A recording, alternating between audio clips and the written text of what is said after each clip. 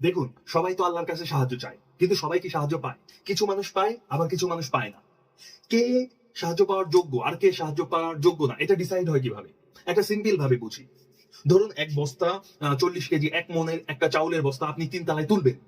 সেই তোলার জন্য আপনি 100% চেষ্টা করছেন, কিন্তু আপনি পারছেন না। একজন মানুষ পাশ দিয়ে যাচ্ছে, সে দেখছে যে আপনি খুবই চেষ্টা করছেন কিন্তু পারছেন না, সে যদি হালকা একটু হেল্প করে, আপনি উঠে যাবেন। আপনি ওই ভারটা তুলতে পারবেন সে হালকা একটু হেল্প করলে।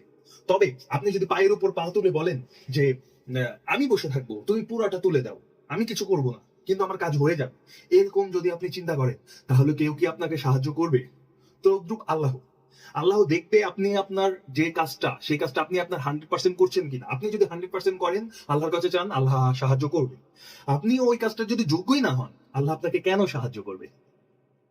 যেমন আমি এই যে 5 বছর ধরে ভিডিও বানাচ্ছি, আমি সাকসেস না, হয়তো আমি আমার 100% দিতে পারতেছি না। তবে যখন থেকে আমি আমার 100% দিতে পারবো, তখন থেকে কি কেউ ঠেকিয়ে রাখতে পারবে? পারবে না।